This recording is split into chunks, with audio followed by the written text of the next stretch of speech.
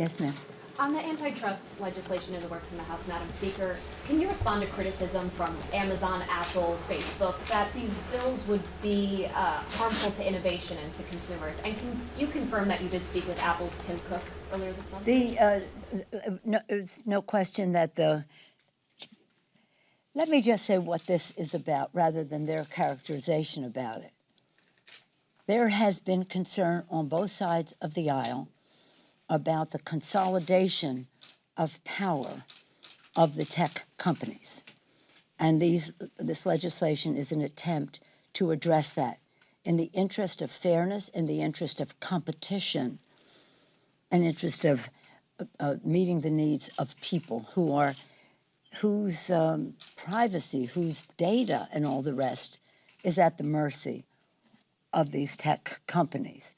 So I've said to them, if you have a substantive concern, put it forth as Congress works its will. That's in my conversation with I don't know what the title is, President, CEO, was just that. In other words, Congress will work its will. They'll have the markup in committee. We'll go to rules if you have substantive concerns and members, and they have members who have voted with them on this. They can put forth what they want to put forth, but we're not going to ignore the consolidation that has happened and the concern that exists on both sides of the aisle. Is there a way to do it, though, without, taking away features like prime shipping on some items or Find My iPhone apps that people are accustomed to and enjoy? Is there a way to strike a balance there? Well, I don't think we're going to be having that conversation here, but we certainly want to meet the needs of the consumer.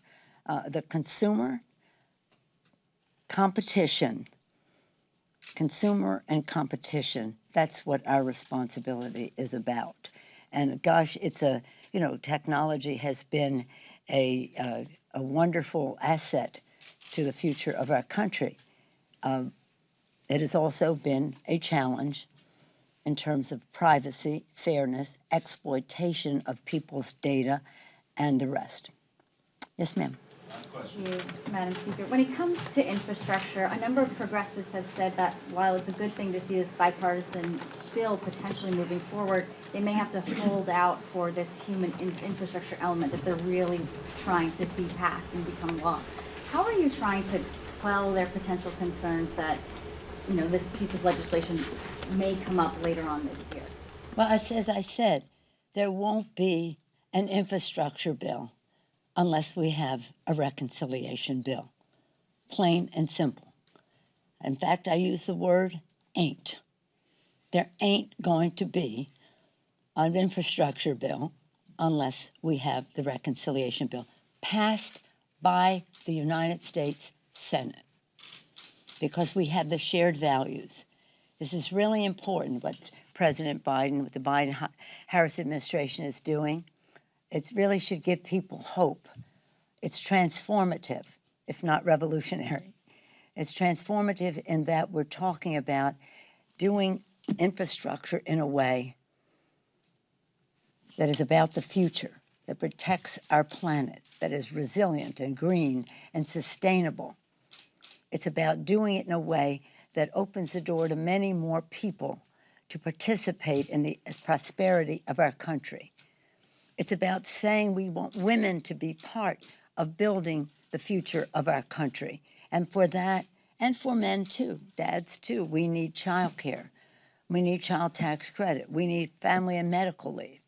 We need workforce training and development so that many more people can participate. And we need our justice formula in there so that we're undoing harm done to neighborhoods of people of color and previously not represented, but underserved communities in that regard. So this is about something new and different. We all share that value, starting with the President of the United States. House and Senate Democrats are united in that we are not having we're not bringing, in our House, we're not bringing to the floor unless both bills pass in the Senate. And it's going to be, it's Building Back Better, with women. I always say with women, but with women I also mean with minorities, people of color, and the rest of that. With women, with diversity, with equity, with justice in our communities as we go forward. So we have a fabulous opportunity. And if we can do a chunk of it first in the infrastructure bill, that would be good. And I hope that that will happen. And we're hoping that in an hour we will hear that it will. But then we have to go to the, what happens, we go from there to the budget bill, which then enables us to enter into the writing of the reconciliation legislation. So this is a time of transformation for our country, and it's pretty exciting. And I'm very optimistic that it will happen. And I want to say allay the fears. I don't think they're fears; they're just advocating, and God bless them for doing that. But we're not going down the path unless we all go down the path together. Thank you all very much. Thank you. Will you read the UFO report tomorrow that comes to Congress? No. Do you believe in UFOs?